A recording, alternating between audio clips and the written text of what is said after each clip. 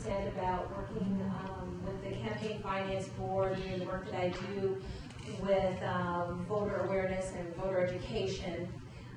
It was about 10 years ago that I was asked to join the Bloomberg administration in this capacity. And what's special about that really is that I was born in the country of Panama, so I'm an immigrant. You know, I migrated here from the country of Panama. I became a citizen, and I lived the life of everyone else. I came here as a very young child, lived with my mother. And after graduating from college and graduate school, to be selected to represent something that's such a fundamental right to all Americans, as a child of an immigrant and an immigrant myself, was truly, truly special for me. So I wear that badge very proudly and take it everywhere I go.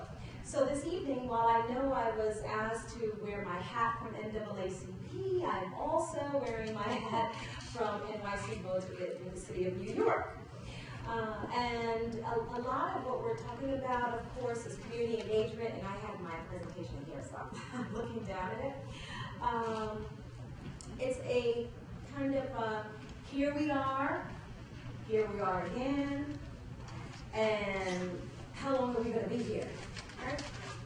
So, from my point of view, it's there's also a place for community healing.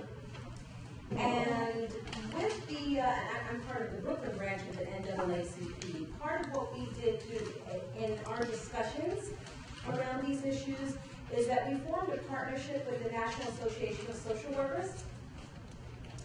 And there were a lot of things that we learned, and we have started conversations in the community that we're moving around through different parts of Brooklyn that have been affected, which is the whole of Brooklyn. And one thing was trauma. That was a word that came into mind. And why trauma? So we know that trauma is a wound or to be injured, an injury. It's a set of reactions and responses to an event or circumstances that is overwhelming. That also carries, that is ongoing, is large, is small, is cumulative, but it's threatening, right? So we're talking about communities that are feeling trauma, that are going through trauma. And what do you do about that? There are like 3 typical types of instincts or reactions to trauma.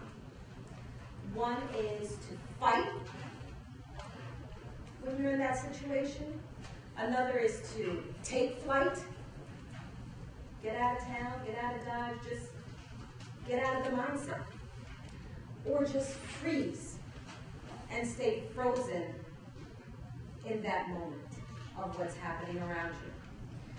So we have taken this as a collective trauma and tried to identify the components around it to bring together, similarly to what you're doing today, and to move those conversations around the borough. But really, where do we go from here?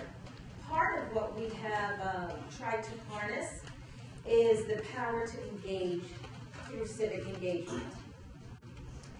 And teaching people, even through trauma, how you can be powerful, how you can take ownership of your situation, identifying what the problems are, identifying for sure that we are misrepresenting a lot of times what might be our reality, what we're thinking about the other person, what they're thinking about us, being able to have candid conversations about that. But sticking with civic engagement is really trying to get people to harness the power of the vote, getting them getting people registered to vote, getting people to use the power of the vote. One of the things that I often say is that there's two promises that I can give. One, that if you vote, know that you will be analyzed, right? Because every vote that's cast does not just go unnoticed. Someone is looking at who cast that vote. What are they like? Where do they live? How often do they come out? And there are all kinds of thoughts that are then formalized around that demographic, that person, that community, how they move and how they vote.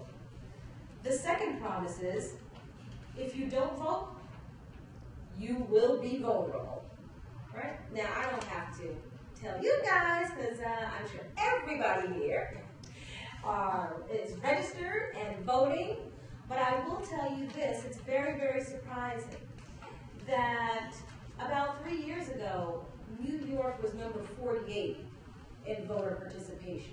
That's 48. We know how many states we have.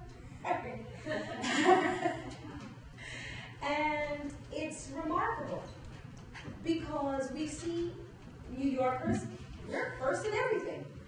We come up with every idea, we implement every idea. We're at the forefront always.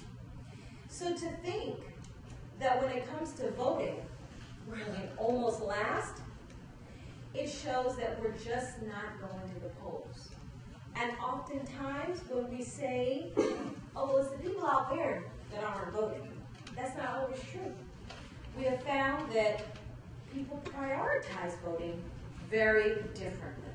So when there's a voice to talk about voting and understanding why you're voting, it's a conversation that we all have to have because it's something that has to always remain at the forefront and at the top priority of what we do because it then moves everything. So it will go from issues of, and an author talked about youth. We find a lot that our youth vote because of issues.